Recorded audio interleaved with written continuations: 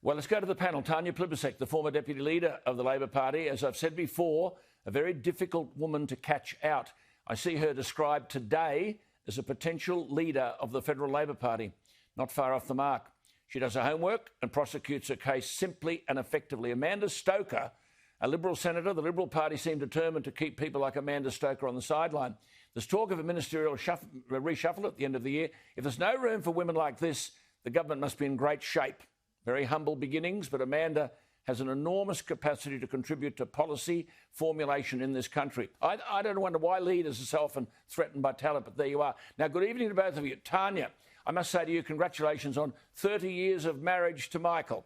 And I rather like the message that you sent. Thanks, Alan. It's actually 30 years since our first date, but 20 years of marriage yesterday. All right. And he is a saint, Alan, putting up with me for that long. With three beautiful children. We're very lucky. Well, now, look, some are saying that this week for Labor could mark the beginning of the end of the leader, Anthony Albanese. Joel Fitzgibbon made the simple point. Labor in the 21st century talks more about climate change than it does about jobs. Isn't it true, Tanya, that at the last election, all that stuff Bill Shorten went on with about renewable energy and the death of coal and certain victory became humiliating defeat? Come on, you're described today as a potential leader. Who's listening to Fitzgibbon? Well, I'm a very proud member of Anthony's team. He's doing a great job. And for me, Alan, I think we've all been talking this year, 2020, as never before, about, first of all, keeping people safe and healthy with COVID-19, this new threat that's emerged, and secondly, with economic recovery. We are in the worst recession we've seen in Australia for 100 years, and my focus has been 100% on jobs, on security, that's not his point. On making sure... That's not his point. That's not his point. He cited... This is the point. We are focused on jobs and recovery, on building things, on making things. But you've taken a climate change policy, action over and over again, whether it's Gillard or Rudd or Shorten, and you've been hammered. And this is the point he's making. I mean, it's easy to be pure in opposition, but how do you win government? Amanda, this should have been an easy week for Labor.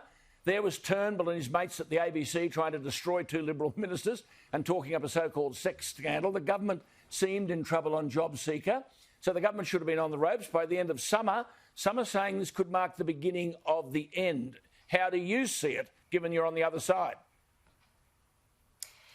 Well, I think it's a little bit rich for Tanya to say that they're focused on the economy when they've spent the entire week tearing one another apart, hurling slurs at one another over what their climate policy should be. Because what we know is that the dominant extreme environmentalist faction seems to dominate at the moment, and there's a small group of people in the team who seem to understand that you can't have a green utopia without clean, reliable, dispatchable energy and the jobs that come with it. So, I mean, the sooner they start listening to Joel, the sooner they'll be on the right track. But that's a journey for them, not for me.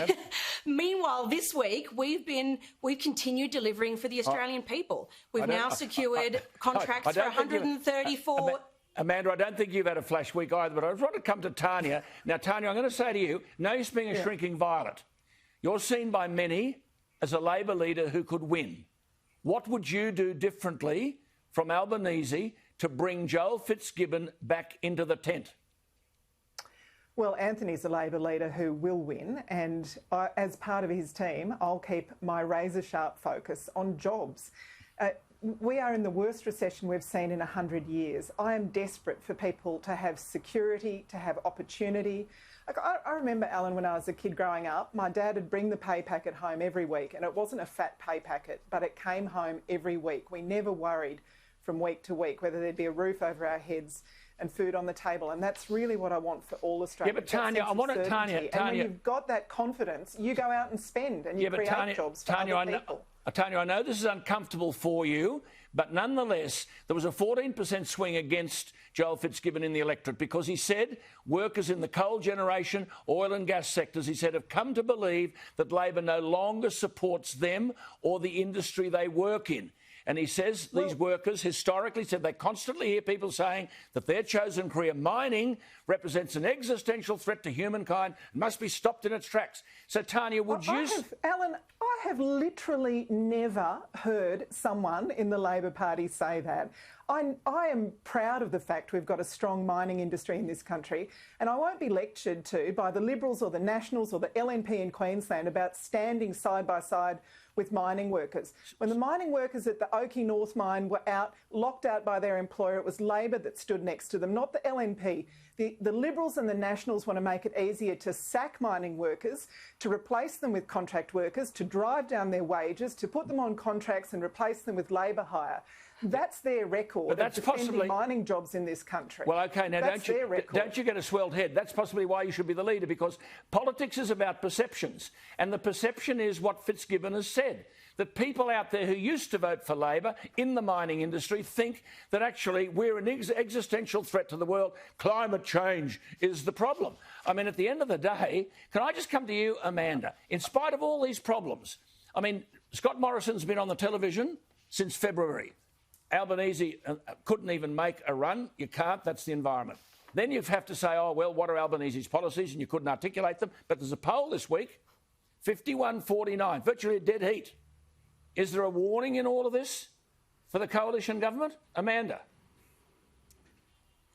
Look, I think it shows that people want both sides of politics to be working hard in the national interest. And I've got to tell you, I don't bother asking people about what Labor's energy policy is because they don't have one.